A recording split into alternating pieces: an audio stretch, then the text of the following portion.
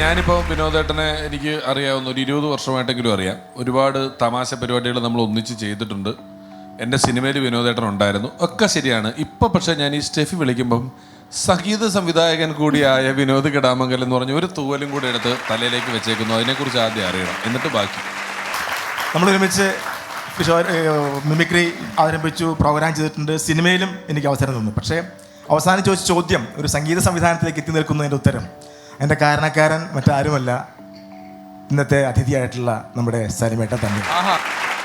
2010 സലിമേട്ടൻ ദേശീയ അവാർഡ് കിട്ടിയ സമയത്ത് എല്ലാ ദിവസങ്ങളിലും പലപ്പോഴും പല പ്രോഗ്രാമിലൊക്കെ സലിമേട്ടൻ പോകുമ്പോൾ കൂടെ ഞാനും കൂടെ പോകും. അപ്പോൾ ഒരു ദിവസം ഒരു കവിത, നാടിനെക്കുറിച്ച്, പറവൂരിനെ കുറിച്ച് ഒരു കവിത എഴുതിയിട്ട് എൻ്റെ തന്നു. ഞാൻ വായിച്ചപ്പോൾ അത്ഭുതപ്പെട്ടു. കാരണം ഞാൻ ഒരു പറവൂർക്കാരനാണ്. പക്ഷേ ഞാൻ അത്ഭുതപ്പെടാൻ കാരണം ഇത്രയും പ്രഗത്ഭരായ ആളുകൾ അല്ലെങ്കിൽ ഇത്രയും ചരിത്രം പറവൂരിനുണ്ട് എന്നുള്ളത് ആ കവിത വായിച്ചപ്പോൾ എനിക്ക് മനസ്സിലായി. അപ്പോൾ അത്രയും ഒരു പഠനം പറവൂരിനെ കുറിച്ച് ചേട്ടൻ നടത്തിയിട്ടുണ്ട്.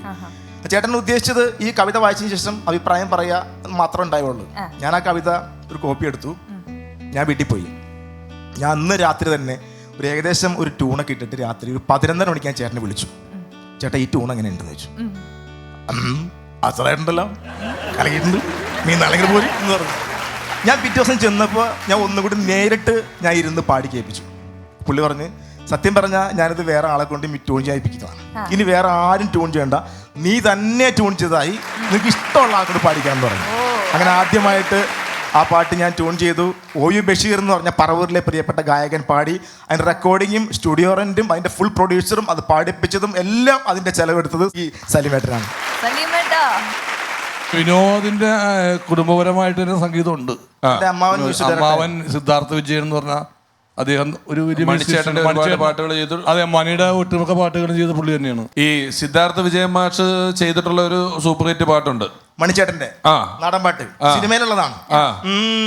വരുത്തന്റെ അപ്പം ഒളിച്ചു ചാടിയ തങ്കമ്മേ, നിന്റെ പരക്കം പാച്ചിലിനൊടുക്കം കിട്ടുടു തങ്കമ്മേ. വരുത്തന്റെ അപ്പം ഒളിച്ചു ചാടിയ തങ്കമ്മേ, നിന്റെ പരക്കം പാച്ചിലിനൊടുക്കം കിട്ടുടു തങ്കമ്മേ.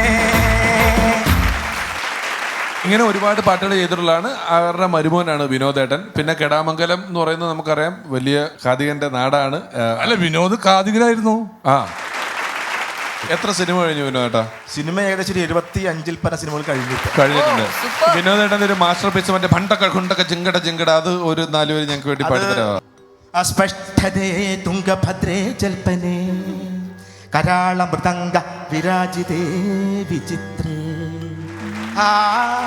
അസ്പഷ്ടതേ തുംഗഭദ്രേ ജൽപനേ കരാള മൃദംഗ വിരാജിതേ വിചിത്രേ. ദന്തദംഷ്ടങ്ങളിൽ കല്ലുകടിക്കുന്നു അന്ധകാരത്തിൻ്റെ അന്തഃപുരങ്ങളിൽ. എന്നിട്ടും അതൊന്നും ഓർത്തതില്ല ഞാൻ, സത്യത്തിലെല്ലാം മറന്നു. വക്രമാം വിക്രീഡ സംക്രീഡമാകുമ്പോൾ സ്നിഗ്ധതയും പ്രചോദിക്കുന്നു. വക്രമാം വിക്രീഡ സംക്രീഡമാകുമ്പോൾ സ്നിഗ്ധതയും പ്രചോദിക്കുന്നു.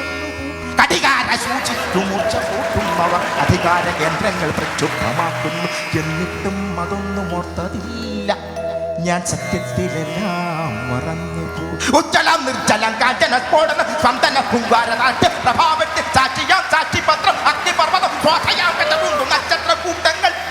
എന്നിട്ടും അതൊന്നും ഓർത്തതില്ല ഞാൻ, സത്യത്തിൽ എല്ലാം മറന്നുപോയി. അസ്പഷ്ടതേ തുംഗഭദ്രേ കരാള മൃദംഗ സുഭാഷ് നമ്മളെ വേറൊരു ലോകത്തിലേക്ക് കൊണ്ടുപോയിരുന്ന നാട്. ഞാൻ പേടിച്ചു പോയി. അവിടെ തന്നെ താമസിച്ചു പോകുന്നുള്ള ഒരു പേടിയുണ്ട്. അന്ന് വിനോദേട്ടന്റെ ഈ കവിയെ തളച്ച് ഒരാണിയിലാക്കി ആലിലടിച്ചു. ആ ആണിയാണ് പിന്നീട് കേശവമാമൻ പറിച്ചുകൊണ്ട് വന്നിട്ട് അവിടെ ഇവിടെയൊക്കെ നിലത്തിട്ട് എന്നും പറഞ്ഞ് കേശവമാമൻ ആ ആണി പറിച്ച് പാത കയറിയിട്ടാണ് ഇപ്പോഴും നടന്നുകൊണ്ടിരിക്കുന്നത്.